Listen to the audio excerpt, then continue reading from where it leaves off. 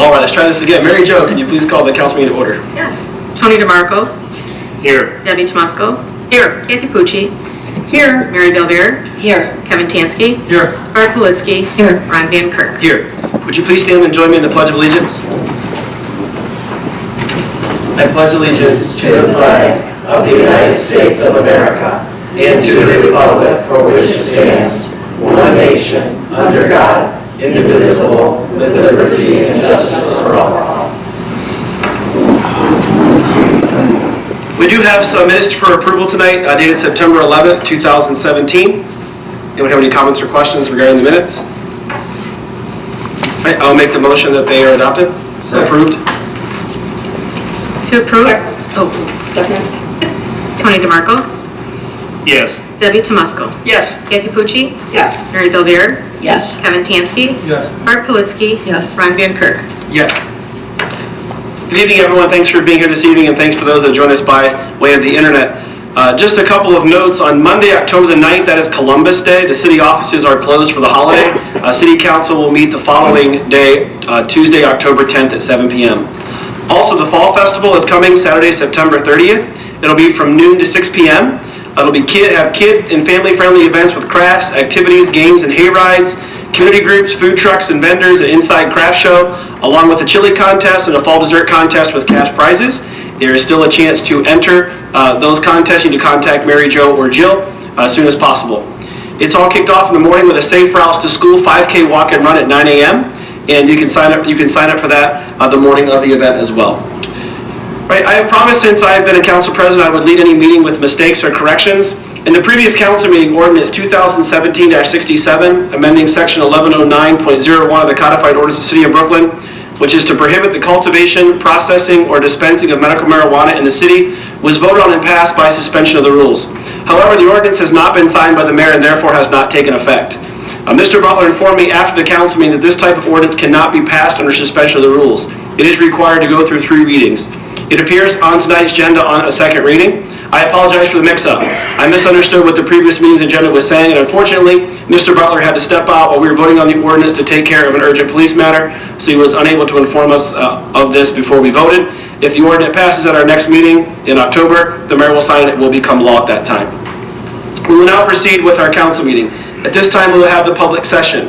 If anyone in the audience has anything to say for the good and well for the city of Brooklyn, please step forward and state your name and address, and you'll be recognized. Please keep your comments to 5 minutes or fewer.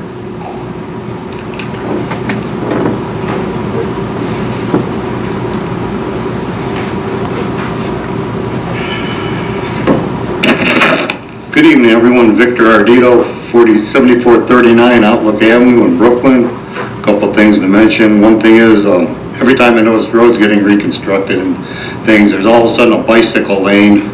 Lorraine Avenue is now 1 lane each way, Pearl Road is, which is safer in some ways, I don't know, congestion in others. My thought also is it's millions of dollars. Why don't we start charging license plates on the bicycles now, especially for the people that are using those lanes.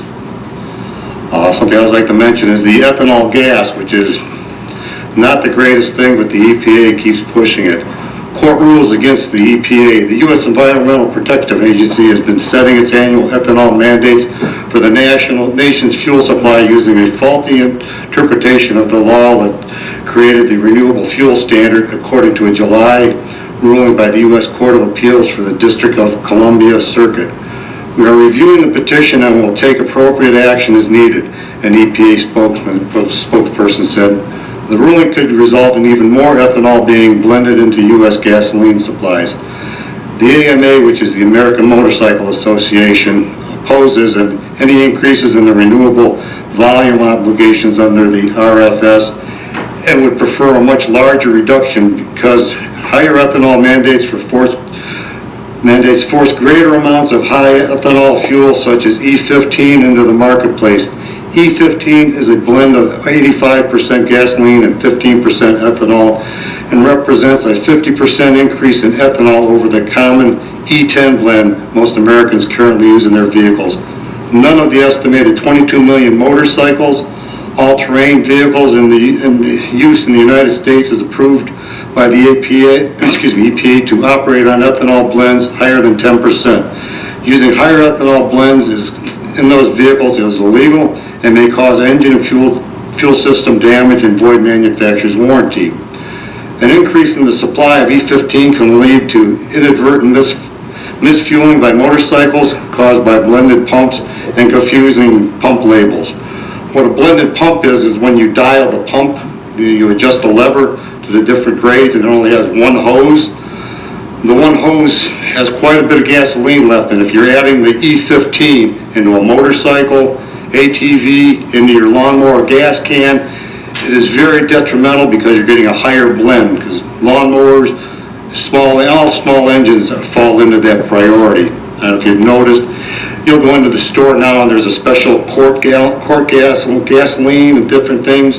They're for lawnmowers and all that, and they're about, off the top of my head, $6, $7 a quart.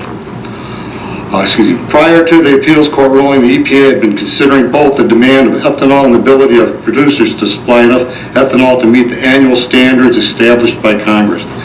But the court ruled that the law allows the EPA to consider only the capacity of the suppliers to meet the obligations. That means that if suppliers can produce enough ethanol to match the congressional projections, the EPA must use the standard when established mandates each year. Under the Energy Independence and Security Act of 2007, the amount of renewable fuels required for 2017 would be 24 billion gallons, with 15 billion coming from the conventional biofuels, primarily corn ethanol. However, the EPA set the 2017 mandate at 19.28 billion gallons, and for 2018, the EPA proposed lowering the renewable obligation to 19.24 billion gallons, which is substantially less than the RVO requirements for 26 billion gallons. On the 19.24 billion gallons of biofuels proposed for 2018, 15 billion would be conventional renewables, primarily corn ethanol. The AMA is concerned that the increased reliance on corn ethanol could further reduce the amount of E10 fuel available, which is needed for older vintage motorcycles, since the distribution that works for E15 and 85 is limited. Fuel producers may be forced to reduce or eliminate EO output to stay within the EPA's ruling. One reason this does mention motorcycles is out of Motorcycle Magazine. But it does affect anybody with a small engine, so keep it in mind. The ethanol fuel is nice in some ways, but again, my theory and a lot of other people, corn belongs in food. And I have a personal friend, I kept telling, use stabilizer. If you're not using a small engine a lot, motorcycle, whatever, put a fuel additive in there, fuel stabilizer, especially if it's sitting there weeks at a time or maybe a couple months. I had a friend call me last year, can you come take the carburetor off my bike? It doesn't start anymore. And we were using the stabilizer. She goes, shut up. And needless to say, she had to get her carb overhauled, which was a couple $100 endeavor. Thank you. Thank you, Sheree.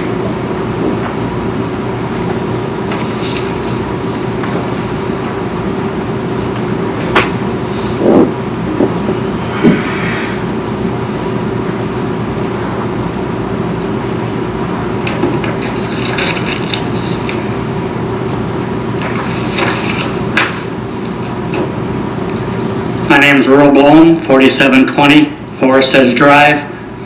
Good evening, everyone. I'm here to ask your support for Issue 58, the Permanent Improvement Levy for the Brooklyn Schools. It will be on the November 8th ballot. It is 1.5 mills total, of which 1 mill is a renewal and 0.5 mill is new. The 1 mill has been on the books for 45 years. Like I say, it is a renewal. We will be paying the same amount now as 45 years ago, which amounts to $8.58 per year for a house with a market value of $100,000. Now, due to House Bill 920, which was passed by the state back in 1976, they said that this 1 mill is a fixed amount and could not grow with inflation. You could have no increase in your property tax once this levy was passed. The $8.58 reflects what 1 mill was worth 48 years ago, not today in 2017. This is reflected in your property tax bill when you look at the tax rate versus the effective tax rate. They keep adjusting the effective tax rate so that you still maintain a bill of $8.58 per $1,000 valuation. Like I said, that's been on the book for 45 years, and that's a renewal. The other half mil is a new tax. And based on a market value of, again, of $100,000, now note, when you look at your tax bill, they say that they adjust it to 35%, which is what they base your tax on, the amount your property tax is based. So 35% of $100,000 at times a half a mil means $17.50 per year, the total increase in our taxes. Again, House Bill 920 prevents any increase in this amount in future years. Now let's take a look at what the PI money can be used for, what it can and can't. It can't be used for salaries or benefits of the employees. It can't be used for daily operations. It can be used for maintenance, like roof repair. Our roofs in our high school right now are leaking. We have buckets in some of the classrooms collecting the water. The school was built in 1955, and these roofs are leaking. Don't get confused, it's not our new school. The issues that we're having are with our old school. Routine maintenance can be done with this money. However, right now, we've been doing routine maintenance on our roofs in the high school for many, many years, but we've reached a point where the routine maintenance won't cut it anymore. We're at the point where we have to replace roofs, and this money could be used for that. The money can be used for technology. Our school built in 1955 is not up to today's standards for the technology for our students. We need new technology in our school for our students to compete. And infrastructure. They did a survey in our school, in the old school, and they said that if we replace the lighting in the school, this would be a major cost savings in energy in years to come. This PI levy is the first increase in our proven improvement levy in 45 years. This preventive maintenance repairs would keep from impacting our quality of education, in that we will not have to use our operating funds for maintenance, which will impact our children's education. In addition, I know there's been especially on social media, there's been a lot of negative reports about some of our school report cards. I would like to call your attention to a brochure that's out called Brooklyn Schools Quality Profile 2016, and 2017. It highlights the many, and I stress, many positive things that are happening in our school with our children, and reflect the pride that we can have in them. These pamphlets are available throughout the city, and I did see some in the past at our reception desk here at City Hall. But if you have trouble obtaining one, call the school and they will be glad to give you one. Again, so many positive things that our students are doing are reflected in this. I have 2 copies here with me, and if anybody would like one, I'd be glad to give it to you. I urge everyone to support issue 58 in our November election. It is for much needed maintenance and repairs in our aged high school building, and most importantly for our children, our greatest asset in our city. Thank you. Thank you, Mr. Bloom.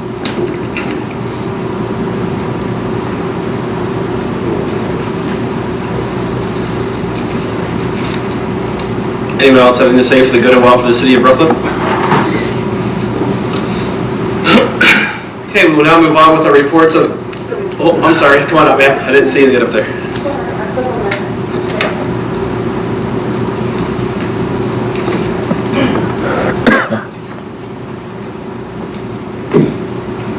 My name is Kim Kramer. I live at 4748 Forest Edge Drive. My issues are uncertainty of actually what are the hours of the police, what are their shifts. So that's one question that I have before I really can go on with my rest of what I have to issue. Sure. We typically do not release shifts because when you do shift changes, then you're kind of alerting criminals to when the police are going on and off, and there's going to be that possibly a gap of time where it would be a good time to maybe commit a crime. That's fair enough. However, the issues that I see, and I see them pretty much on a daily basis, is between certain hours, especially in the morning. Some of the police officers in their cars, in their uniform, going to get breakfast, sitting behind Ridge Park Square, God knows how long. There's nobody ever in a school zone, very rarely. If our city is hurting for money, fines are doubled in the school zones. So why are we not putting them out there to be utilized? Also, I saw Brooklyn Police in our vehicles. I don't know if it's their lunchtime or not, however, going all the way out to Parmatown for food. We do transports to Parma. We use No, Parma. it was a single cop in the SUV, went in, got himself food, and left. I don't know, maybe he was on his lunch break, but you're in a city vehicle that I'm paying for. Is that proper? All the way up by Parmatown? Well, I mean, it's all case by case. I mean, Right, I understand, but these are the concerns that I'm having with the police. I can't say they're not there because Brooklyn is there pretty quick. However, when there's other issues that are like when Rage and Bidoff, the light was out last week, 2 different phone calls to the police station. They urged me that there was somebody up there, and no, there was not. They put stop signs in the middle of Ridge and Bidoff. Well, it was dismissal time. 3:30 is when Ridge Road really starts getting backed up, so you got crossing guards trying to cross children with stop signs up in the middle of the intersection. That is unacceptable, whether it's shift change, whether whatever. The job of the police is to serve and protect. What about the kids that are crossing? What about those people that are trying crossing them? I was highly upset last week when I saw that and was urged that there was a cop up there and there was not. 10 minutes later, there was 2. Thank you, but that's what you should be doing anytime. So it's just a little bit of concerns of why there's nobody in the school zones. Why is it that a citizen has to call a few times and then call the mayor's office to get somebody to go up there? I mean, that's what I'm paying for. That's my money is paying for you to do your job. And whether it's shift change or not, there should be somebody available to do that. You're absolutely correct. I don't want, like the principal at the school says, let your kid walk home. Why would I do that? People are flying through the school zones. I know school and the city are separate. However, I know that the crossing guards are paid by the city, not the school. So protect the crossing guards, protect the children. And you're just gonna put some stop signs up in the middle of a busy intersection. People don't do 4-way stops. They haven't done that in years. So my concern is the kids. Not to mention, where are all the cops at? Are they sitting up there by the party center, taking a break? I don't know when their break times are, but it's awfully funny that they're always sitting up there doing nothing. But we got nobody sitting in the school zone. Double the fine. More money for the city, right? That would make logical sense. But I very rarely ever see that. So, same thing with the properties. There's weeds growing high. They used to get fined for that. Do they still get that? More money for the city. The city can't complain that it's broke if nobody's doing their job to do something about it. I own my house. It's paid off. Guess what I'm doing at the end of the school year? I'm selling. I can't. It's just too much. I'm paying too much money for nothing. So the money that I'm paying, I might as well go live somewhere else where I'm going to get something. I mean, the city used to be beautiful 20 years ago. Granted, things have changed. But a simple citation to somebody's weeds that are up this high is, to me, simple. Isn't there somebody that can go around to cite these people? We want to keep Brooklyn looking nice. It's not, I don't want to drive down a main road and see people's weeds, their shutters falling off. I don't want to see that. I don't want to see it on my street. I don't want to see it by my neighbors. And if I'm going to keep my house up, I expect everybody else to. I'm not made of money, but at least cut the grass. Thank you, Mrs. Kramer. Your Thank you. time is up. Thank you.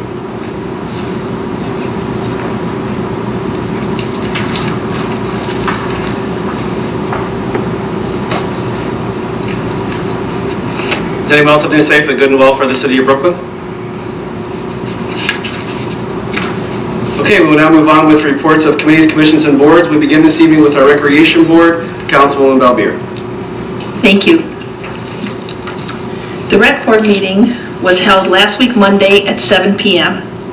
It was so nice to welcome our new sports program coordinator, Jennifer O'Banion. I am sure with all her expertise and experience, she's going to do a great job for the city. Some of the things that Ms. O'Banion had mentioned about some of the programs there and some figures, and I'd like to just throw them out. In 2016, the youth baseball kids that signed up for it were about 182 total kids. In 2017, the youth baseball, 170 total kids, 104 kids ages from 3 to 8 in-house t-ball and baseball. 66 kids traveled on the baseball team, and they also did the fast pitch softball. 2 teams of 10 boys, 1 team of 12 boys, and 1 team of 14 boys, and 1 team of 18 girls. Jen also mentioned that in 2017, they added a new sign in the back by the baseball fields. It was kind of her idea. She picked it up, she said, from other cities, and she kind of changed it to make it her own. The sign was a big success, and the parents that were watching the baseball games loved it. She's hoping that in the future that maybe Memorial Park and Markwart Park will be able to have one of these signs. The sign says, "Please remember, these are kids, this is a fun game, coaches are volunteers, umpires are human, and no scholarships will be given out today." So if you want to see that sign, please go over there by the baseball fields and you can enjoy it. They are also taking registration for the fall soccer and fall swimming. And the rec center has now added a new shallow water splash class. So anyone interested in that, that's going to be on at 7 o'clock in the evening. There is also a mention, and our director, Maria McGinney, will probably mention, maybe she will, is the pickleball. I've never heard of it before, but she said it started in Florida. So that's something new that we're thinking of doing. And also, Cleveland State Hockey is practicing at our rec center, so that's also a nice addition. And that's pretty much it. Thank you. Thank you, Mrs. Balbier. Next up is the Board of Zoning Appeals, Commissioner Kolsar. Thank you, Mr. Van Kirk. The Board of Zoning Appeals met on Thursday, September 21st. Had a very large agenda. Started with a request from Newt Vu for a 234 square foot variance for a 378 square foot additional accessory structure, large shed at 9000 Memphis Avenue. That was approved. Request from Ann Latessa for a variance of 13.5 inches for a fence setback from the right-of-way, public sidewalk on the corner lot at 4311 Ridge Road. This was approved. Request from Ishmael Ray Matthews for a 48 square foot variance for 192 square foot additional accessory structure at 10225 Harmony Lane. That was approved. And then there was a request from LaBella Associates for variance to the minimum required landscape area of 25%, and also a variance to the minimum 20-foot setback for a parking lot expansion at 9500 Brook Park Road. This is the new Peterbilt facility at the old Carnegie Body. This was approved. And last on the agenda was a request from John D'Amico for an 18-inch high variance and 8-inch side lot line variance at 6119 North Cliff Avenue. That was also approved. The next Board of Zoning Appeals meeting is scheduled for October 19th. Thank you. That concludes my report. Thank you, Mr. Kolsar. Next up is Planning Commission, Councilman DeMarco. The next meeting of the Planning Commission will take place on Thursday, October 5th at 2017 at 6 p.m. in the conference room to hear requests for the following. A request from Elwood, Ohio Machine for additional parking area in front of the building at 9000 Brook Park Road, permanent parcel number 433-18014, docket 10-2017-1. A request from Yesco Sign and Lighting Service for 2 illuminated wall signs for a daycare business located at 4674 Ridge Road, permanent parcel number 433-07004, docket number 10-2017-2. A request from Matthew L. Weber for preliminary site plan for a 4-story, 85-room hotel on Tiedemann Road, permanent parcel number 433-09018 and 433-09017, docket number 5-2017-3. A request from Matthew L. Weber for conditional use for a 4-story, 85-room hotel on Tiedemann Road, permanent parcel number 433-09018 and 433-09017, docket number 5-2017-4. And finally, a request from Matthew L. Weber for a lot consolidation approval at Tiedemann Road, permanent parcel number 433-09018 and 433-0917, docket number 5-2017-5, and all residents are welcome to attend. That's all I have. Thank you, Mr. Dwarker. Next up is Economic Development, Councilwoman Pucci. Thank you. This is a follow-up to my report from the last meeting. We had met as a committee on Monday, September 11th at 5:45, and I mentioned that we are going to have some changes to the 2 ordinances relating to medical mutual, and that I would share those this evening. So they're not very significant changes. In ordinance 2017-71, under grant payments, we changed some of the language to clarify that they're going to be here 1 year and then start the grant year, so that we would be paying them the following May of the first anniversary of the grant date. And we also revised the date that they have to file with RITA from April 15th to February 28th, because that is in line with RITA's requirements. Then under termination or modification of incentives, we basically just changed in 2 different areas from effective date of the agreement to grant date, just to clarify what their retention would be. And in ordinance 2017-72, which is the community reinvestment area, we had a few changes. In the opening paragraph, we had to add the additional company that actually owns the property now. It's held by 2 companies, Cleveland American LLC and Holdings Cleveland American LLC. I think there was one other change, and that was still in the ordinance, or in the agreement under the whereases. We just added a word approval. So basically the school notice of the project prior to formal approval, it now reads.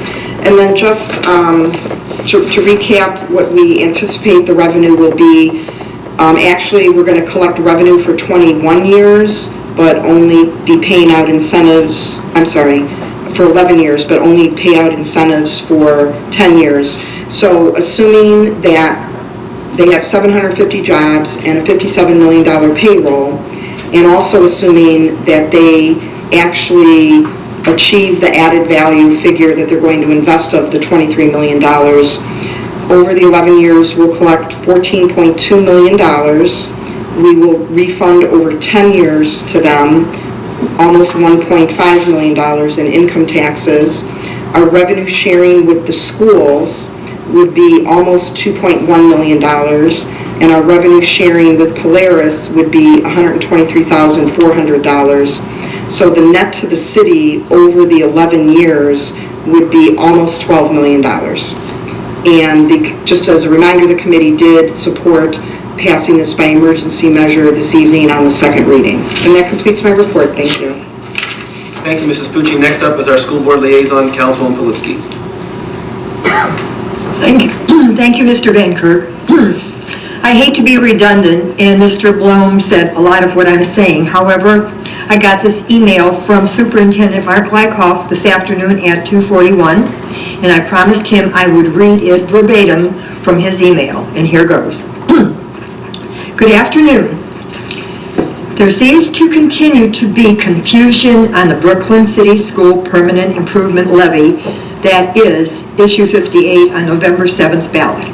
In particular, the ballot language says not exceeding 1.5 mils for each $1 valuation, which amounts to 15 cents for each $100 evaluation, and it has produced some questions on the cost for Brooklyn voters. Mr. Street, Brooklyn City School Treasurer, and I have spoken to Brian Dunn, a fiscal officer from Cuyahoga County, and Brent Lawler from the Board of Elections today. This email attempts to answer some of the keys misunderstandings that have emerged recently. Where did this ballot language come from? The ballot language is provided through a template by the Secretary of State to the Board of Elections so that ballot language is consistent across the state of Ohio. Why does Brooklyn Issue 58 language state 1.5 mils and 15 cents for each $100 of evaluation? The 1 mil renewal and the additional half mil new would equal 1.5 mils in total. 15 cents for every $100 of evaluation is equal to 1.5 mils. Next question. Can I just compute 15 cents for each $100 of evaluation to determine the additional cost for this PI levy with two voters? The answer is no. The keywords on the ballot language are not exceeding. What the ballot language does not take into account is that the 1 mil renewal was first approved in 1972 and reflects 1972 valuations. Currently, the owner of a $100,000 home is paying $8.58 a year for the district's PI levy passed in 72. That $8.58 reflects what 1 mil was worth 45 years ago, not what it's worth today. Next question. How much will this additional cost owners of a $100,000 home then? First, property owners are only assessed on 35% of their total evaluation. So, the $100,000 home will be taxed on a $35,000 value. 1 mil equals $1 for each $1,000. A half mil equals 50 cents of $1,000. So, a $35 evaluation for a $100,000 home would cost you $17.50 a year. Next question. How much additional money will the PI levy generate for the school district? The additional 1/2 mil requested would be charged at the current assessment value of the school district. If successful, the additional 1/2 mil would generate $148,500 per year for the school district. This will begin to help pay for the repairs and replacement of the roof, infrastructure upgrades, and new technology to the students. School finance, millage, and tax issues can be confusing. Please contact Mr. Street if you have additional questions. Feel free to contact the Cuyahoga County fiscal officers if you have questions on the taxes collected by the levy, or the Board of Elections if you have questions about the ballot language. I hope you understood that. Thank you. Yes, Ashley. Thank you, Mrs. Splitsky. It can be confusing, but thank you for the clarification. And the Finance Committee this evening met at 6:15. We have a rather lengthy agenda. I'll go through the items we went over this evening. First up was Ordinance 2017-61 is up for third reading and adoption. This is amending Section 150111, permanent issuance application revocation fees of the codified ordinance of the City of Brooklyn. This changes the ordinance for the permit fee for the installation of fire protection systems. The fee for that is $50. It will now include new language for a permit for the installation or a modification of the fire protection system will still be charged the same amount, $50. Ordinance 2017-65 is on second reading, authorizing the mayor to enter an agreement with the juvenile diversion coordinator. This is a continuation with the current agreement that we have, and this is compensated actually by the county, and the amount will not exceed $18,000 during any year. Ordinance 2017-71 in ordinance 2017-72. These are the ordinances that Mrs. Pucci just referenced a moment ago, and these are the first one is authorizing the mayor to enter a job retention and creation grant agreement with the Medical Mutual of Ohio, and this will be on second reading tonight, and we do hope to pass this by emergency during timing issues. And then we don't want to let the incentives have to be any holdups on any lease negotiations or anything like that, so we want to go ahead and get this passed this evening. And Mrs. Pucci already read into the record the changes for both 71 and 72. New on the agenda this evening is ordinance 2017-73, and we did have a gentleman, Mr. Rafferty from North Shore Energy, that has been partnering with us, helping us with our energy rates, and he was very kind to join us again this evening, so thank you for coming again, sir. And this ordinance would authorize the mayor to enter an agreement with Constellation as a supplier of electric energy for our street lighting program. And we did some numbers on when this expires at the end of this year, the calendar year. Mr. Rafferty gave us some numbers about the money that we saved by entering into a 3-year contract last time as opposed to going with just the variable rates, and the city saved about $3,000. The current contract price is 4.74 cents per kilowatt hour. That's what we're paying right now as our contract rate. That rate has actually dropped fairly significantly. The new rate will be 3.246 cents per kilowatt hour for 3 years. And this will save the city, doesn't save the city a ton of money, but for me it gives us peace of mind knowing that we're locked in, and no matter what crazy things happen in the energy industry, we're locked in for those 3 years. And the committee did unanimously approve or want council to adopt this by emergency this evening. Then lastly was ordinance 2017-74. This is on first reading. This is amending ordinance 2017-22, authorizing the mayor to enter an agreement with the Cost Recovery Corporation, LLC, for billing and related services attributed to the fire department incidents. And this provides a breakdown of the cost schedule for when our medical services show up on scene in an accident or some other incident, where they broke down the charges per vehicle, for firefighter, per EMS that will be charged to the insurance companies. And this was brought about by one of the insurance companies wanting a breakdown of those costs, and that is on first reading. And that is it for the finance report. We will now move on with reports of council. This evening we begin with Mr. DeMarco. To the resident that came up regarding the police department, I'll just make a couple comments and a recommendation. One is my experience with our police department, and Chief Milky's been great. Anytime I've had any questions or problems, he's been extremely responsive. And I'd just make the recommendation, if you haven't already, to schedule a meeting with the chief, and I'm sure he'd be happy to sit down and listen to whatever your concerns are, and hopefully, alleviate some of those concerns that you have. And the only other comment is from Mr. Bloom, as usual, provided very insightful information with facts to back it up, and I appreciate that. And I'm obviously supportive of issue 58, and that's all I have. Thank you, Mr. DeMarco. Next up is Mr. Musco. Yes, good evening. Just a couple comments, Mr. Ardito. I have to tell you, my brother's driven it into my head that we put stable in our gas, in our mowers, so we do that, and the gas, I sort of had to chuckle when you commented that. Mr. Blum, I wanted to thank you for the clear way in which you describe the school levy, and it's one of the things I've asked Dr. Glykoff and members of the school board is please try to explain the levy in as clear detail as you can, give examples of people's homes. I believe the clearer that this is explained, and not so much the fun language that we need to support our children, that's clearly important, and clearly people want to do that. But what you did tonight is exactly what people need, is to be educated. And I'm fairly confident that Dr. Glykoff and the school board will be having meetings with the public. I also suggested he come to a council meeting perhaps to go over this as well, because again, people see this and they read the minutes. But the more that we can get the correct information and help everybody understand directly how it impacts them and how much out-of-pocket money they're going to be spending, the greater chance I believe the levy will have. And clearly I support it. To the lady, and I apologize, I didn't catch your name. One of my pet peeves since I've been on council, because I walk my dog all over the city, is also people not maintaining their lawns and their grass and their weeds. And I just feel very strongly that as we talk about adding new buildings and bringing in new people to Brooklyn, one of the things we need to do is keep up with the fundamentals.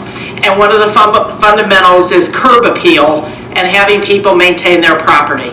I've been very fortunate when people have contacted me, I passed it on to Dave Colsar, who's our building commissioner, and they do go out and investigate. I've had feedback from many people that they do follow up with it. So I would say feel free, call your council person, and we'll get after it, because we just need to set a tone that this kind of yard and upkeep and, lousy looking houses is unacceptable here in Brooklyn. If you want to have a house that looks like that, well, hey, pick up a map. There's other people that would probably love to have you. This is unacceptable in Brooklyn, so I cannot agree more. I'm sorry that you're leaving Brooklyn. We are still a great city, but I just wanted to pass that on to you. One comment I wanted to make about residents and citizens coming up and making comments. I was a little bothered after last council meeting. We did have a resident who came up and made a comment, and then at the conclusion of the meeting, the mayor made a couple comments about what he had said and sort of admonished him and corrected him, and I kind of felt like he should have had an opportunity to respond. I think if citizens going to come up and make a statement and then the mayor's going to question or comment on what they say, I'd just like to see that person have an opportunity to respond to what's being said. They were kind of left hanging. So I just throw that out as a suggestion within the confines of our meeting structure. The other thing I wanted to comment is last Wednesday, the Brooklyn Acres had a candidates night where they had basically, well, one person could not make it, one councilman, but the rest of the candidates running for the open seats for city council. And I want to thank the Acres and Rob Slattery. They had a great job. It was very well organized. It was well moderated. It went on for quite a long time. And just an FYI, if you weren't able to make it that night, it was videotaped. So I would suggest that people try to watch that. It's going to be posted, I think, on Facebook or YouTube or one of those things that I'm not entirely up on. But when I find out, I'll make sure people know. And I would encourage people to watch it because everybody got a real good chance to answer. We all answered the same questions, and I think it was very beneficial for people to see. I have to bring up Road on Road again. I think because I live right off Road on Road, I'm becoming like the patron saint of Road on or something. And so every time there's something that frustrates somebody about Road on Road, they're calling me or, stopping me or talking to me. And just to pass on some of the feedback that I've received from people is people are frustrated because it seems like the road shut down and they drive by and there's nobody out working. There's days when there's nobody out working, is what people are telling me. And also then all of a sudden there'll be a bunch of people out there on a Saturday working. But during the week there aren't as many people working. So I would ask Director Verba if he would please, during his report, just comment on what all they're doing, what the scope of work is, what the schedule's like, and when the estimated completion date is. Because again, people continue to be concerned about that, and it is obviously a major road through Brooklyn. So I would ask for just some more details on that. The only other thing that I have is last Saturday was just a great day in Brooklyn. It's why I love living in Brooklyn. I got up in the morning after I had my coffee. I went up to the library. They had the Friends of the Library book sale. So I got to go there, buy some things, and, see people that you know. Brooklyn's such a nice, small community, so I saw people that I knew. From there, I headed over to the senior center and hit the garage sale, or the, garage sale, indoor garage sale that they had. And that was fun. That was, a lot of Brooklyn residents had booths. And again, I got to see a lot of people I know in the city. I didn't make it up to the Historical Society, but I also know that they had their open house. And I think that's, part of what I love about Brooklyn is it's a small community and everybody knows everybody, and that was very nice. And along with that, I would encourage people, as Mr. Van Kirk mentioned, we have our Fall Festival this Saturday. Thank God the temperatures are coming down. It's supposed to be a beautiful fall day. So I hope to see people up there and enjoy the festivities and walk around and just kind of enjoy the beautiful weather here in Brooklyn. And I believe that's all I have for this evening. Thank you. Thank you. Next up is Mrs. Pucci. Thank you. First, I'd like to offer my condolences to several Brooklyn families who lost loved ones. The first Brooklyn resident, Mr. Dale Esper, unfortunately passed away recently at the age of 68. Mr. Esper lived here his whole life, as he still has family here also. He retired from Giant Eagle, so if you didn't know his name, you would probably recognize him from being up at Giant Eagle. And he was just a really genuine, nice person. So we're sorry to hear of that loss. And then Mr. Al Savagan passed away. My condolences to his family, also another longtime resident. And one of our former firefighters, Jackie Thomas, lost both her parents within 2 weeks of each other. And Mr. and Mrs. Gorski. And Mrs. Gorski was from Brooklyn, from Bidoff Road, and still has family here. So these families have been in my thoughts and prayers. We had a Safe Routes to School meeting on Wednesday, September 13th at 9:30 in room 173 at the high school. The focus of the meeting was the infrastructure grant. A number of years ago, we did apply and we were awarded an infrastructure grant for $174,000. Unfortunately, when it came time to move forward, because the schools then had moved forward with moving Brookridge and tearing down the middle school, we were not allowed to move forward with the projects because we would have had to alter them. So unfortunately, we had to give that money back. Now that we've gone through 2 full school years, with everybody being on the main campus, we're ready to apply for another grant. And with the infrastructure, it's a partnership between the city, the schools, and also the Board of Health. And just a reminder to council and the administration that for the infrastructure grant, the city is required to take the lead on this. And we also, for any project we're going to apply for, we'll have to have our city engineer do a actual official engineer's estimate. So I will keep everybody posted on that. We're going to continue our meetings the second Wednesday of each month. And over the years, we've also been successful in receiving funding for the education and enforcement portion, and that's the portion that the schools take the lead on. In fact, this is how we were able to bring back our bicycle patrol, because part of this grant money paid for equipment and training for our bicycle patrol officers. So this has really been a very beneficial program that we participate in. And also out of this is how we pay for our bike rodeo, touch a truck event, walk to school week, and bike to school month. Mr. Van Kirk already mentioned that as part of the Fall Fest, Safe Routes to School is going to have Rock the Walk. This is a 5K and a walk, 9 a.m. this Saturday, September 30th. Check-in does begin at 8:30 at Memorial Park.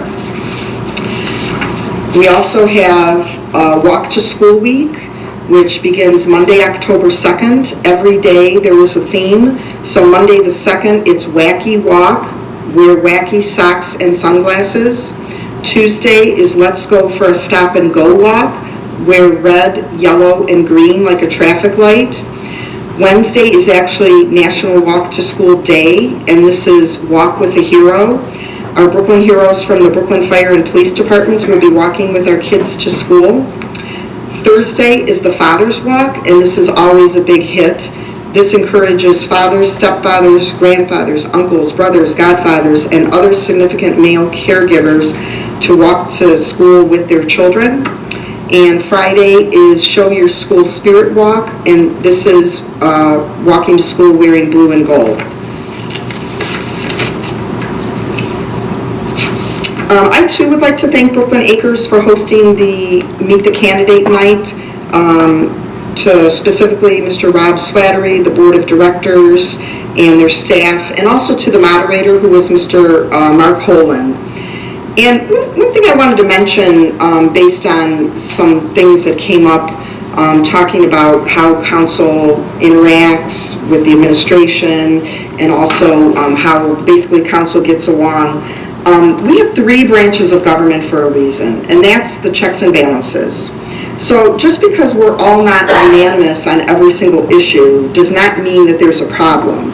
On council, we're 7 people with different backgrounds and different levels of experience in different areas. And then if you add in the mayor and the directors and chiefs, that number doubles. So the idea that there's a problem because periodically there's an issue where we're not unanimous is really kind of misleading. The vast majority of issues that come before us, we are all on the same page.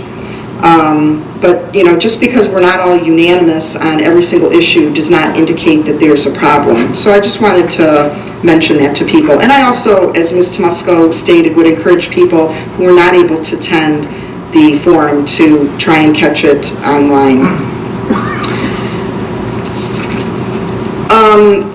People have already talked about the school levy. Unfortunately, there's some misinformation out there, and we really need to get this cleared up, and I thank Mr. Blom for his attempt to do that, and I also thank Councilwoman Politsky for reading Dr. Glykoff's email that he sent to us this afternoon. This is very nominal, and because it is capital only, it's like a no-brainer. We need to maintain our facilities, and they've only had the 1 mil for that purpose to work with for over 40 years. And really the clarification is that also that they do have a plan. I'm on the Superintendent's Advisory Committee, and there is a plan for these funds. They're going to start getting the information out there. It involves obviously the roof at the high school and also some technology upgrades. We had our budget meeting last Monday, and this is I think our 3rd meeting that we've had to work on our 2018 budget, and I want to thank Director Schaefer and Mrs. Haig for all their work in preparing all the information that we needed for our discussion. One of the topics we discussed was Parma Regional Dispatch Center, because we're going to have to make a decision here whether we're going to continue with them or not. I just want to stress to residents that it is imperative that if you have any problem or concern relating to the issues with the dispatch center, no matter how small it might seem, to please make sure you contact the police chief about this. It's really important that we track every issue that comes up so that they can be addressed in a timely manner. There are some growing pains. They've had some issue with turnover in staff that they're working through, but we want to make sure that service to our community is not suffering. And the only way we're going to be able to get these issues addressed is if our chief is aware of every problem. So please do not hesitate, you know, even if it seems a little bit minor. I've had people, you know, give me feedback on different things, and it's like when it happens or, you know, as soon as practicable after, please make sure you make our police chief aware of this. I'd like to thank the Barb Stepik and all the members of the Historical Society. I did attend the Shunpike yesterday, and it's always such a nice event to pick up little odds and ends, pay your dues to the Historical Society, and also get some raffle tickets for the quilt. So thank you to them for all of their efforts. Just a couple things on the election coming up. There are some issues on the ballot. There's 2 issues on the state level, and the one issue 2, there's a lot of publicity on TV in both for both sides. It's very confusing. The Secretary of State's website does have arguments for and against, so that is a source to get some facts if you're interested. And also on the local level, we have 4 charter amendments, and I know that we're sending things out to all the voters in Brooklyn so that they have information on those amendments. And also, if you want to vote by mail, you do have to request that by application. And lastly, I'd like to thank all the residents who participated this evening. And I would echo what Mr. DeMarco said, and also Ms. Tomusko, that one, anything with the police department, please talk to the chief. He's very good at getting issues resolved and questions answered. And also, same thing with any concerns on property maintenance. We, over the past, like probably 3 years, maybe going back 4, we've attempted to get a lot more aggressive. We do have a part-time inspector. It does help if you notice something to report it, and it does sound like you report things, so I'm not insinuating that you don't. But any resident out there, please report it either to a council person or the appropriate director, and it will be addressed. That completes my report. Thank you. Thank you, Mrs. Pucci. Next up is Mrs. Balbier. Thank you. We have all observed the control that electronic devices have taken over in our daily lives. It seems everyone, kids and adults, have these devices glued to them and are constantly using them throughout the day, no matter where they are. Various communities and the state have laws regarding distractions while driving. The Ohio legislature is considering 2 bills aimed at curbing distracted driving after records found that talking, texting, and web surfing contributed to nearly 14,000 crashes in the state last year. House Bill 95 would make distracted driving a secondary offense with a maximum fine of $100. House Bill 293 targets younger motorists by establishing a 9 p.m. curfew for driving unless accompanied by an adult. It also extends the learner's permit period from 6 months to a full year before obtaining a probationary driver's license. It also alters the time periods during which the holder of a temporary permit or probationary driver's license is prohibited from operating a motor vehicle without being accompanied by a parent or a guardian. The 2 bills come after traffic deaths increased nationally in 2015, following a 5-decade trend of decreasing numbers. A total of 35,092 people were killed nationally in 2015. The National Highway Traffic Safety Administration says that close to 10% of those deaths occurred in accidents involving distracted drivers. I'm sure everyone here has a story about their best distracted driver. The best one that I ever came across was somebody driving a car and reading a book. So that's the best one I saw. I too would like to thank the Brooklyn Acres and Rob Slattery and the Brooklyn Acres Board for hosting the Candidates Night. You know, we're all busy, we're all running around, we all have kids.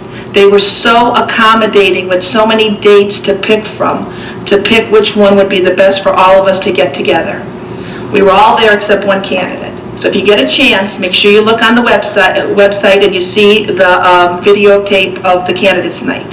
It was great, a lot of questions. It was a little long, it was a little hot, but you know, a lot of things got answered. And so I hope I hope all residents get a chance to see where your candidate has voiced their opinion and their concerns and their ideas. Secondly, just a quick reminder, the Brooklyn Reformed Church on Biddulph Avenue is having their great giveaway, October 7th. They are, like I said in the past, a distribution center for coats for kids. They're going to have a luncheon there. They're going to distribute some food. They're going to distribute coats. So if you know of anybody or you want to donate, please get in touch with Mike Budansky up there at the Brooklyn Church there. He'd be more than happy to get any kind of donations or any kind of help. So they're having that, once again, October 7th. The construction on Ridge Road, oh my gosh, it's like war-torn Bosnia. It's just unbelievable. I can't believe that 2 weeks of beautiful, perfect weather has gone by and nothing's been done. When I walk down the street and I talk to the policemen, I think the police are so disgusted in it already. It really is disgusting. I hope Mr. Verbeck tonight could shed some light on, of course, on everything, but I've never seen anything like it. I've also have a concern because, like tonight when I was coming here, they closed off North Lane. I live on the Horseshoe. North Lane, South Lane, East Lane. North Lane was closed, so I had to go to South Lane. But there's never any kind of warnings or there's never anything at anybody's doors. That's what a lot of the residents on my streets are complaining about. So I hope we can, fix this up. I guess it's 3 different companies complaining and, I don't know. And sometimes I went there one time to talk to one of the workers and there's no bosses. So, I don't know. Lastly, I hope we do, and I hope residents, if you're feeling a little bit reluctant about issue 58, please read about it on the website, on the school website. It's very, very important that you read about it and you vote for it, because if we do not have strong schools, we do not have a strong city. So please, take the time, look at it. No one's trying to trick anyone. This is important. Thank you, and that completes my report. Next up is Mr. Tansky. Thank you. Good evening. Just want to bring up the comments on the high grass. I've been very active on passing legislation, whether it be the vacant property, registration, fees and registration on rental property. If you see any high grass, feel free to call me or anybody on council. I've got 6 more calls on my machine tonight, and most of it's high grass or a few others. I've went on over 25 calls probably in the last month. Of course, I've been walking every house. I've done the whole city, door to door. So if you see the high grass, or you see a problem with the structure not being taken care of, house, building, feel free to call me or anybody on council. And I will definitely come out if that's what it takes, rather than emailing, to actually see the problem. And Mr. Colsar does a great job. He actually follows up with every one of these calls, if it's from the residents or myself, and he can tell you that I drive him and the person next to him, Mr. Verba, crazy, probably a couple times a week, maybe a little bit more. Well, I have a little lengthy report, but bear with me. Over the last 8 years, I have helped residents by answering questions or getting community issues solved. Outside of my day-to-day obligation to you, I set 2 major objectives for myself as your council representative when I began this journey. First, I wanted to preserve services here in Brooklyn. And second, I wanted to find ways to create revenue. I'm happy to be able to look at you today and tell you I achieved those 2 goals. In my first term of office, I created Sustainability Advisory Committee. This is a committee that I still chair today. This committee helped bring a number of energy-efficient programs to Brooklyn, saving expenses and generating revenue. A most recent example of my work on this committee is the development of the solar farm on the closed city landfill. This solar farm partnership with the county, Cleveland Public Power, and investors will generate the city $360,000 in revenue over the next 20 years. In addition to the $18,000 that will be paid annually to the city. This project will also generate 7 years of property taxes for the school as well. The solar farm also has the option of increasing the megawatts for additional revenues to the city. Countywide, the solar farm will also help power 17 government buildings with the electricity generated from these Ohio-made solar panels. In order to facilitate the power, Cleveland Public Power will run a line from their existing substation down Memphis Avenue, allowing residents in that area the option of different electric providers.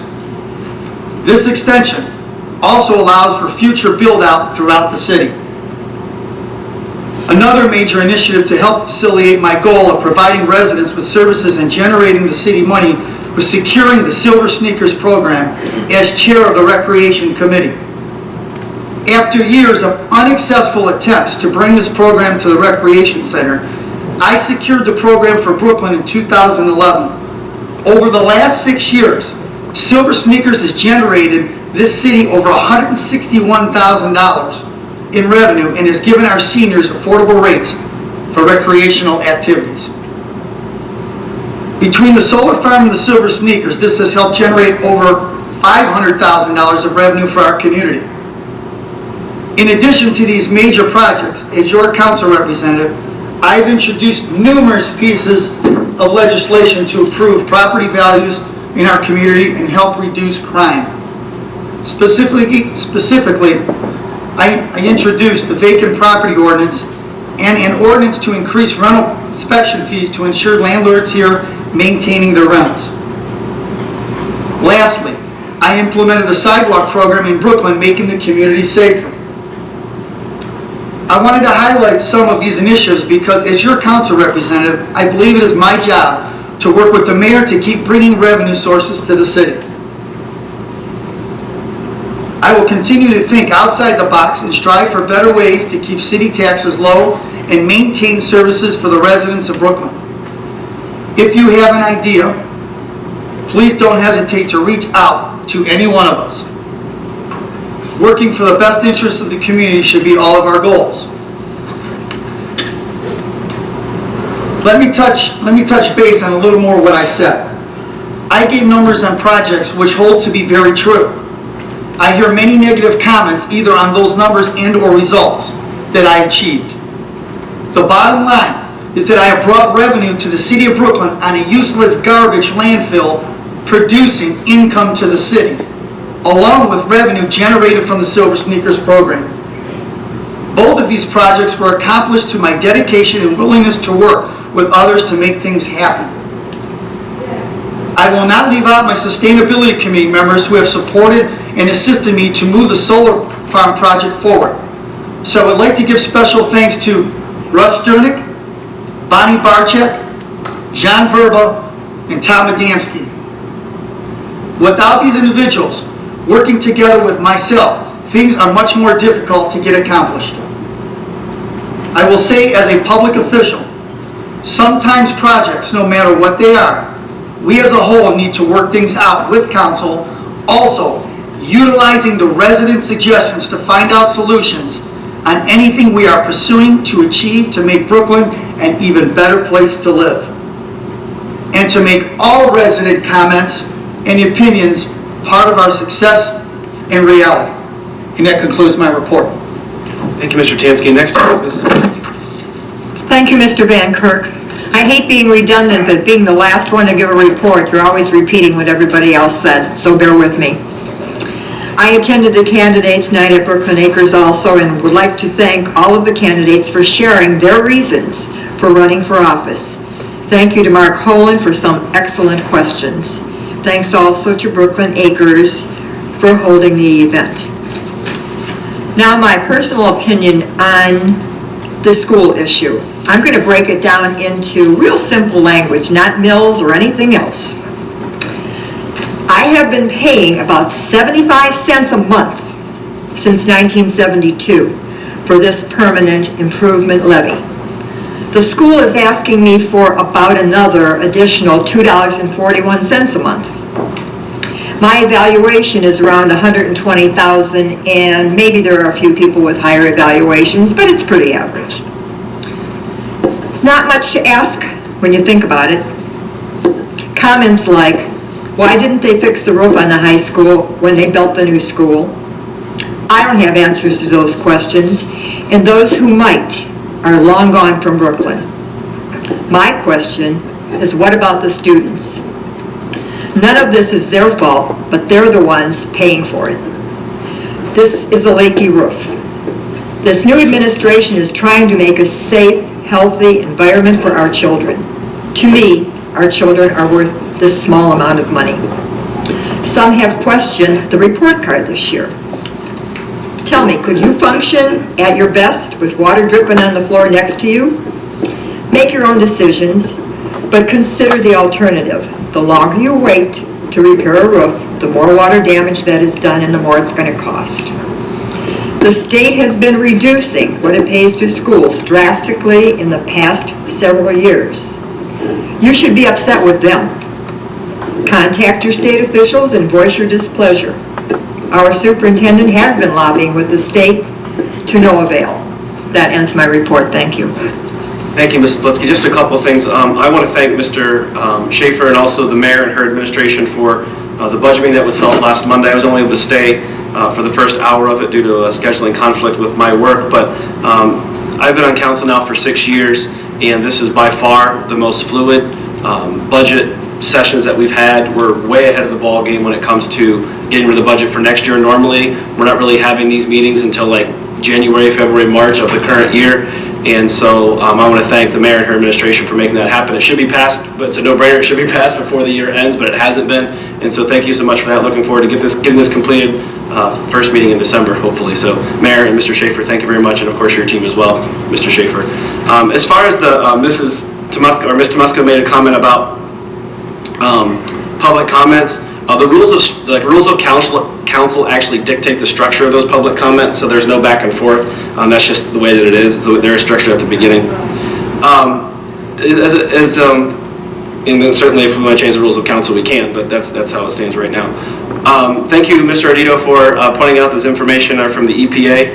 I would tend to agree corn belongs in your mouth. I like that. That was, or is food. Corn belongs in food, right? I would second that. You know, putting corn in your gas tank, I guess it's 2017. I don't know much about that, but makes sense. It will be destroying small engines, so thank you for making everyone aware of that. Thank you, Mr. Bloom, as always, very articulate with your points on the school levy. I thought the language, I read these things all the time, I thought it was confusing as well. And so Ms. Plitsky and Mr. Bloom, thank you for clarification on that. And Mrs. Kramer, thank you for coming up and stating your concerns. I will tell you this, that weeded lots are cited. As a matter of fact, just I believe it was in the last council meeting or the council meeting before that, we passed an ordinance that will add the fees that have been implemented to that. If people don't pay them, they're actually added to their tax bill. And so we actually just passed an ordinance. I think it was last meeting. It may have been the one before. So Mr. Kalsar is on top of that. He's the one that takes care of all that. I know it's annoying. I get it. And it is frustrating. I think all of us have someone on our street that's that way. But Mr. Kalsar and his team are taking care of it. And as other council members have mentioned, please call. He will respond, and any of us will respond as well. Also about the police, I would echo what the mayor said. Call Chief Melky. Obviously, they're humans just like anyone else is, and so he'll be happy to sit down with you and work out any issues that you have. Also, if you do decide to leave Brooklyn, we're sorry to see you go. We don't want anyone to leave the city that's a homeowner here, but we do wish you well if you do decide to move on. And that's all I have for this evening, and I'll move on with the mayor's report. Mayor? Thank you. I'll touch on a couple things that haven't been talked about yet tonight. The charter amendments that are on this November from the city did send out a letter. I did receive it today. If you were a voter in the November election last year, you would receive that letter. Now, if you plan on voting this November and you didn't get that letter, just please call City Hall. We'll send that out. It's also available on the city's website. So our law director did a nice job of breaking everything down into a chart that showed the current language, the changes, and then the explanation from the Charter Commission of why they are suggesting these changes in our charter, which is required. These changes are required every 6 years by our current charter. Also, we have a Halloween house decorating contest. I want to remind everyone, since we're almost into October, that will be October 29th, but I just kind of wanted you to get thinking about it. Mrs. Kramer, thank you for coming up. You know, I think everyone sort of touched on it, so if you just call my office and we could just talk, you know, one-on-one tomorrow or sometime this week. My telephone number in the office is 216-635-4221, or you can email me. We could sit down and talk about things. Get the police chief in there, and if you have any specific things, call me right then and there, and we'll check it out. And then Mrs. Pucci went over the medical mutual numbers, and I don't think she meant to do this, but just kind of went backwards on the numbers. It's a 6-year credit for the refund for medical mutual, and because there is a CRA, there is a 10-year payment to the schools. So she said all the total numbers correctly. I just wanted to clarify, we are not paying medical mutual a refund amount for 10 years. We're paying them for 6 years as part of that, and they're required to be here for 10 years. But since we're doing a CRA with the school we're required to pay for that for 10 years. I just want to make a comment on Ms. Tomusko's, thing. I'm just a guest here. This is the Brooklyn City Council meeting, so the mayor's just a guest. I get the ability and the agenda because of them to, make some kind of comments here. And as I said to Mr. Herbert the last time, if there's something that is misstated, I'm going to correct the record. And I feel very strongly that people are entitled to their opinions, but they're not entitled to their own facts. So, if council wants to have a back and forth, then I urge them to change the council rules on that. And that concludes my report. Thank you, Mayor. We'll now move on with the reports from directors, and we'll begin this evening with our Recreation Manager, Ms. McGinty. Good evening. Learn to Swim registration and swim team registration is taking place now. Learn to Swim classes start October 2nd, and the cost for residents is $50. Swim team starts on October 3rd, and the cost is $65 for residents. We are also offering a Silver Sneakers Stability class. This class is the newest class designed to help you become stronger and improve your balance. This class is designed for fall prevention and is suitable for nearly every fitness level. Class is offered the first Thursday of every month at 10:15 a.m. That concludes my report. Thank you, Ms. Booth. Next up is our Finance Director, Mr. Schaefer. Good evening. So, it was mentioned before about the budget update, the council work session last Monday, the 18th, and one of the items that I wanted to talk about during this public session is the city is participating in Rita's delinquency program this year, and today and tomorrow there will be a total of 3,455 letters that are going to be mailed out associated with the delinquency program. And what Rita is asking you to do is respond by October 20th. So sometimes people get pieces of mail in from Rita and say, oh, I'll just file this later when I have to pay my taxes, or disregard it. Please, if you get information from Rita, open it, look at it.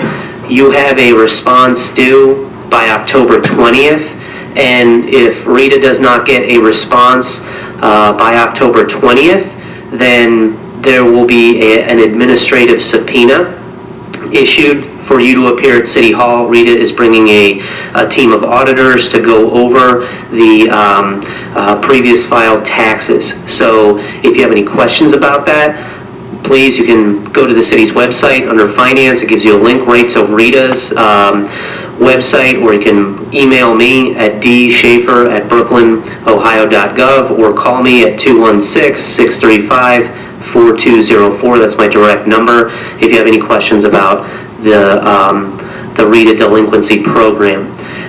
That was just one discussion point on the budget update last Monday. We went through the departmental capital requests for 2018, as well as the plans for the paving program, and discussed the slope project. It was already discussed about departmental regional dispatch, and I gave a projection for the most recently updated 2017 Rita projections for municipal income tax collections. We went through and I gave some highlights from the city's CAFR, which was publicly released by the Auditor of State's office about 3 weeks ago. That is also posted on the city's website under the Finance tab. And basically what I did is I went over some different facets that the bond rating companies are looking at from that CAFR, and some of the financial highlights from 2016. We also went over the long-term impact of the city's economic development agreements, and highlighted the agreements with the companies through 2030. So kind of gave the rundown of that. We also went through the city's healthcare renewal for 2018, and we hope to have more discussions in the October 16th budget discussion. That's going to be at 6 p.m. at the council room, the city council conference room. And that concludes my report. Thank you, Mr. Schaefer. Next up is our Police Chief, Chief Milkey. Thank you, Mr. Van Kirk. Over the last week or so, there have been a number of burglaries where houses broken into in Old Brooklyn, and we even had one in our city. During the day, the suspects usually back a vehicle into a driveway and park near the side door. The door is forced open, and the home is usually ransacked for valuables like jewelry, cash, and some electronics. We're asking that everyone be extra diligent and pay extra special attention to their neighborhood. If you should see something suspicious, please call the police department. Suspicious behavior can include a vehicle repeatedly driving down the street slowly, a stranger knocking on a few doors and then making a phone call, or anything that seems normally out of place or out of the ordinary. The police department's best partner is the crime against crime is the public. If you can be a good witness, it would help our job greatly. A good witness usually entails getting a detailed description of the vehicles or the people involved, a direction to travel, addresses. Don't be afraid to use your cell phone if you're able to take a video or a picture, as long as you're not endangering yourself. Mrs. Kramer, I'd love to talk to you after the meeting, address some of your concerns, and go Tribe. Thank you. Thank you, Chief Melky. Next up is our Service Director, Mr. Verba. Thank you, Mr. Van Kirk. I'd just like to address some of the things that were brought up today about Rodone Road. Just like to let everybody know and reiterate, this is a $2 million project. It's a total reconstruction. There's a lot of work to get done. This isn't just the simple overlay or anything else. There's sewers, there's curbs and gutters, there's aprons, there's under drain. So it's going to be a mess for a while. Today at 11 o'clock, I checked in with our inspector and was informed that North Lane was going to be blocked off. After a debate with the construction company, they were hemming and hawing about who should give out the letters because it's really not Rodone. I personally wrote a letter. I had our service department drop it off to all the residents in a horseshoe. I don't know if you didn't get it, if it fell off, but it was distributed at 1 o'clock today, and it was also put on Facebook. Just to let everyone know, Katz Construction is the company that's involved. They work 4 10-hour shifts. I would just like to comment that the problem really is not the days that they work, but their communication with the residents and the administration. I think we corrected a lot of things after the last meeting, and since that meeting, they've been out there every day. I don't know, last week I know personally they worked 4 10s, and they did not work on Friday. They are out there every day with weather permitting. They are currently working on the east side of the street, starting at Bidoff, and they're working their way north. Again, I personally check on them every day, even while I was on vacation. I would periodically check. It was probably the worst vacation I've ever had because of all the problems. But I did check in. They did finish making the full depth repairs on the west side of the street last week. And now they are working on the east side, making those full depth repairs. After the completion of these repairs, they will begin the curbs, gutters, and aprons. Residents will be given a 48-hour notice that they will not have access to their driveways. With the nature of the work involved, residents may be on their drives 3 to 5 days. Parking will be permitted on all adjacent streets by the police and also in the closed work zone as well. And again, that should be reiterated in the notice that the construction company gives out to the residents. Probably looking at that to begin early next week. But again, with weather this week, I don't know. I don't want to tell somebody it's going to start on Monday. It'll be in the time frame of next week. Please, any problems or concerns about the construction, please, all you have to do is call my office. 216-635-4219. We have this thing now where we get our voice messages right to our phones. I'll call you back. I'll stop out. If I'm not in, if I'm in a seminar or something, which I will be on Thursday, I'll contact the engineer or the inspector. And again, I don't want to discredit any of the comments made by the residents that they're not out there working. I know earlier in the job on the alley, there were some problems with them coming out. I worked really hard for them to get that alley done and not wait till November. I appreciate all the thank yous on everybody for getting back to me on that. But you must go down the entire street to see if they're working. I mean, they may be working on the side, near Bidoff, and you may go down through Torrance and then go up, and you may not see any workers there. I mean, they are out there every day for the last 2 weeks working and trying to get this done. And that completes my report. Thank you, Mr. Verba. Well, we'll now move on with our legislation for this evening. We begin with Ordinance 2017-61. It's up for third reading and adoption, amending Section 1501.11, Section 5, permit issuance, application, revocation fees of the codified ordinance of the City of Brooklyn. Are there any comments or questions regarding this ordinance? Move to adopt. Second. To adopt, Tony DeMarco, Yes. Debbie Tomusko, Yes. Kathy Pucci. Yes. Mary Belvair. Yes. Kevin Tansky. Yes. Barb Politzky. Yes. Brian Van Kirk. Yes. On second reading this evening is Resolution 2017-10, approving and adopting the countywide all hazards mitigation plan for Cuyahoga County, 2017 and 2020 update. On second reading this evening is Ordinance 2017-65, authorizing the mayor to enter into an agreement with the juvenile diversion coordinator. On second reading this evening and being reintroduced is ordinance, as I mentioned at the beginning of council meeting, is ordinance 2017-67, amending section 1109.01 of the codified ordinances of the City of Brooklyn to prohibit the cultivation, processing, or dispensing of medical marijuana in the city. On second reading this evening is ordinance 2017-69, amending section 105.04 of the codified ordinance of the City of Brooklyn to require minutes of meetings to be posted online. Next up is ordinance 2017-71. We'll have to vote to amend this evening, and we do hope to pass this by emergency. This is authorizing the mayor to enter into a job retention and creation grant agreement with Medical Mutual of Ohio. I was going to read the changes into the record, but Mrs. Pucci already read them into the record during her economic development report. Move to amend as stated in the record. Second. To amend, Tony DeMarco, Yes. Debbie Tomusko, Yes. Kathy Pucci, Yes. Mary Belbeer, Yes. Kevin Tansky, Yes. Barb Politzky, Yes. Ron Van Kirk. Yes. Introduced by all, suspend the rules. Second. To suspend the rules, Tony DeMarco, Yes. Debbie Tomusko, Yes.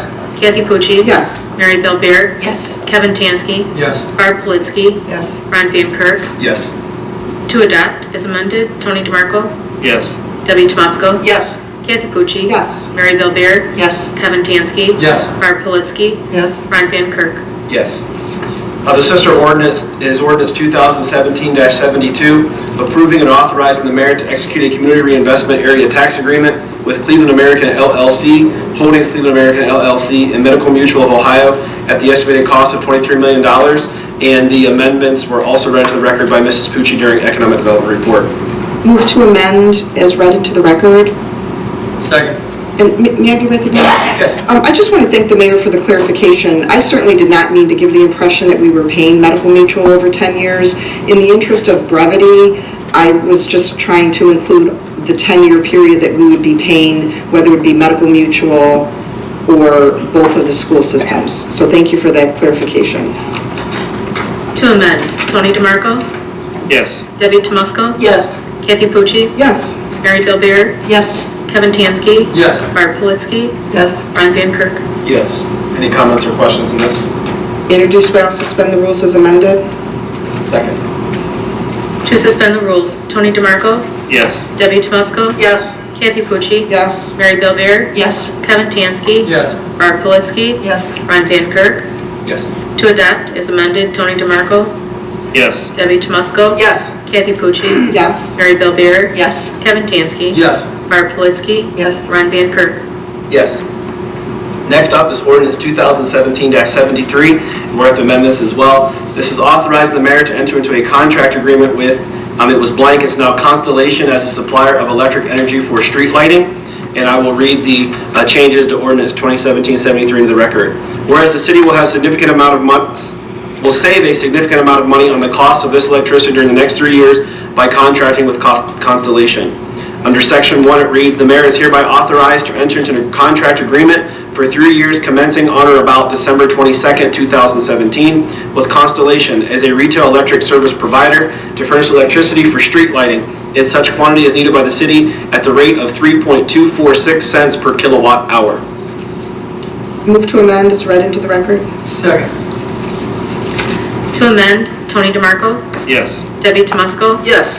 Kathy Pucci, Yes. Mary Belbeer, Yes. Kevin Tansky, Yes. Barb Politzky, Yes. Ron Van Kirk. Yes. Any comments or questions regarding this ordinance? Introduced by all, suspend the rules as amended. Second. To suspend the rules, Tony DeMarco, Yes. Debbie Tomusko, Yes. Kathy Pucci, Yes. Mary Belbeer, Yes. Kevin Tansky, Yes. Barb Politzky, Yes. Ron Van Kirk. Yes. To adopt as amended, Tony DeMarco, No. Debbie Tomusko, Yes. Kathy Pucci, Yes. Mary Belbeer, Yes. Kevin Tansky, Yes. Barb Politzky, Yes. Ron Van Kirk. Yes. And lastly is ordinance 2017-74 is on first reading, amending ordinance 2017-22, authorizing the mayor to enter into an agreement with Cost Recovery Corporation LLC for billing and related services attributed to fire department incidents. That is all for our agenda. Does anyone on council, the mayor, or any of the directors have anything additional they'd like to add? May I be recognized? Yes. The last ordinance, 2017-74, under Section 3, under compensation on page 5, the first sentence, it spells out 25% as the costs are being reimbursed, but it has 20% in parentheses. So I don't know, Mr. Butler, if we know it's 20 or 25%, or we'll catch that at the next meeting. Just a point. What section? Section 3, first sentence, page 5. Oh, the agreement, thank you. Oh, I'm sorry. Thank you, Mr. Marco. Mr. Butler have an answer for that for the next meeting. Anyone else have any comments? Yes, May I ma'am. be recognized? First, I guess we're going to have to decide if we're going to go into executive session to get an update on negotiations. But also, we got an email from the mayor this evening about they're trying to finalize the calendar about our December 2018, when we're going to meet. I don't know if I had sent an email. I don't know if I realized people were probably at work when I was on a break. I sent an email suggesting that we meet the week before. We haven't done it recently, but we've done it in the past where the fourth meeting is more towards the end of the month. So I don't know, Mr. Schaefer, if the 17th would be okay with you? For 18. Right, because the administration they have to print the calendar for 18. I don't know if people have thoughts on that, or?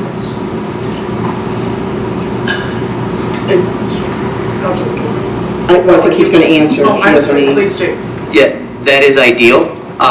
However, if something comes up and we have to do final appropriations, I will hold and reserve the right to try to get a special council meeting prior to the 31st to be able to get everything adopted and adjust the appropriations accordingly. Okay, my thought was just on and so residents know Christmas Eve is on our meeting date, Christmas is the next day. So, the 26th, I think people still have family around, and I know, some of our directors and chiefs, on vacation possibly, but, so, do we want to agree that it's going to be on the 17th? Is that okay does anyone else have any thoughts?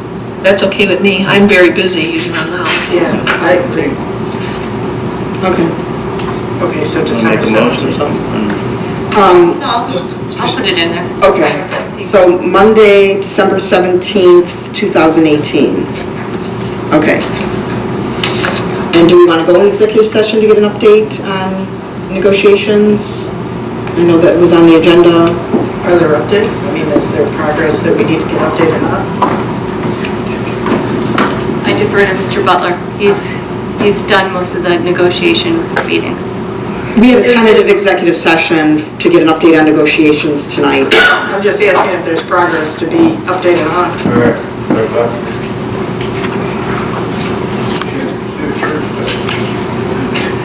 They love that microphone. Sure. I'm happy to update you on the progress that we've made. If you wish, there's no contract that's imminent. I can say that, so. Okay, I'll make a motion, we go into executive session with the law director and the mayor and Mr. Schaefer to get an update on negotiations. I'll second that, please.